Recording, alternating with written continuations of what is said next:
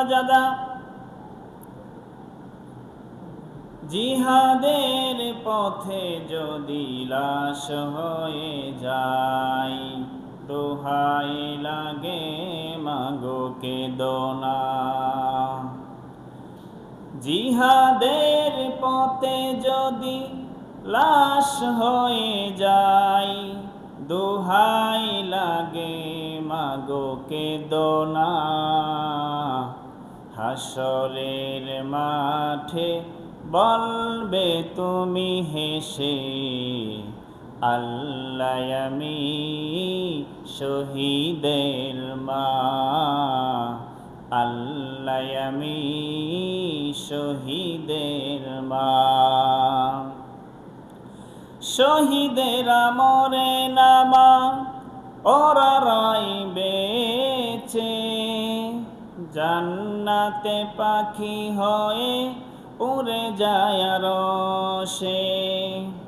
আল্লাহর মেহমান এত বেশি সম্মান, সবার ভাগ্যে তা কভু জুটে না, সবার ভাগ্যে তা কভু জুটে না। জিহাদের পথে যদি লাশ হয়ে যায়, দোহাই লাগে মাগো কেঁদো না।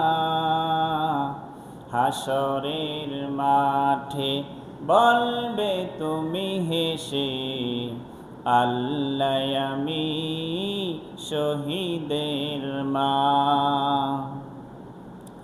যে মিছিলে আলী হামজা খালিদ উমর, জড়িয়েছে বুকের তাজা রক্ত নহর।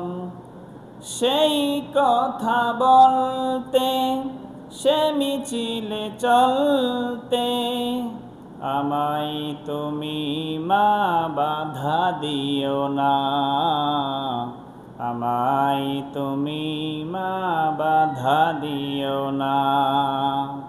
জিহাদের পথে যদি লাশ হয়ে যায়, দোহাই লাগে মাগো কেঁদো না। হাসরের মাঠে বলবে তুমি হেসে, আল্লাহ আমি শহীদের মা, আল্লাহ আমি শহীদের মা। যারা শহীদ হবে শুধু তারাই জান্নাতে যাবে না, তারা তো জান্নাতে যাবেই। হাদিসের মধ্যে এসেছে আরো অনেক পরিবারের সদস্যদেরকে সুপারিশ করে তারা জান্নাতে নিয়ে যাবে। সুবহানাল্লাহ।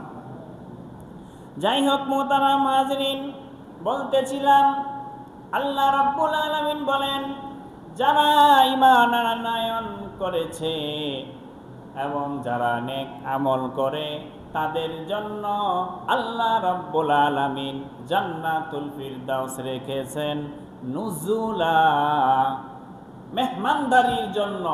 মেহমানদারি হিসেবে তাদের জন্য আল্লাহ তাআলা রাখছেন জান্নাতুল ফিরদাউস। মেহমানদারি, নুজুলা শব্দের অর্থ হলো মেহমানদারির জন্য জান্নাতুল ফিরদাউস রাখছেন আল্লাহ। মনে প্রশ্ন হইতে পারে, মেহমানদারি এটা তো অস্থায়ী, তা আল্লাহ তাআলা কি জান্নাতের মধ্যে অস্থায়ীভাবে রাখবেন মেহমানদারি হিসেবে জান্নাত? কানাত লাহুম জান্নাতুল ফিরদাউসি নুজুলা, জান্নাতুল ফিরদাউস আল্লাহ মেহমানদারি হিসেবে তাদের জন্য রয়েছে, জান্নাতুল ফিরদাউস মেহমানদারির জন্য। তো মেহমানদারি তো অস্থায়ী হয়ে থাকে। আল্লাহ তাআলা বলেন খালিদিনা ফিহা, অস্থায়ী না, এটা জান্নাতে তারা চিরস্থায়ী থাকবে। আল্লাহ তাআলার যেরকম কোনো শেষ নাই, এই জান্নাতীদেরও আর কোনো শেষ নাই, কোনোদিন মওত হবে না, তারা অনন্তকাল এভাবে জান্নাতের ভিতরে থাকবে। সুবহানাল্লাহ। তবে মেহমানদারি হিসেবে জান্নাত এটা বলার কারণ হলো যে মেহমান যারা হয় তাদেরকে আমরা অনেক সম্মান করি, তাদেরকে কোনো কাজ করতে হয় না, প্লেট পানি সব কিছু এনে তার সামনে পরিবেশন করা হয় মেহমানদের। কি বলেন, মেহমানরা কি নিজে প্লেট ধুয়ে পানি এনে তারপরে খায়, নাকি যারা মেজবান তারা সব কিছু মেহমানের সামনে রেডি করে দেয়? কি বলেন, মেহমান নিজে কি প্লেট ধুয়ে খায়? যারা মেজবান তারা সব কিছু রেডি করে দেয়, মেহমানের কিছু করা লাগে না, মেহমান শুধু খায়। তো জান্নাতের ভিতরে এরকম এই কোনো কিছুই করা লাগবে না, আমাদের সব কিছু এরকম ভাবে আমরা পেয়ে যাব। আল্লাহ রাব্বুল আলামিন বলেন, ওয়ালাকুম ফিহা মা তাশতাহি আনফুসুকুম ওয়ালাকুম ফিহা মা তাদদাউন।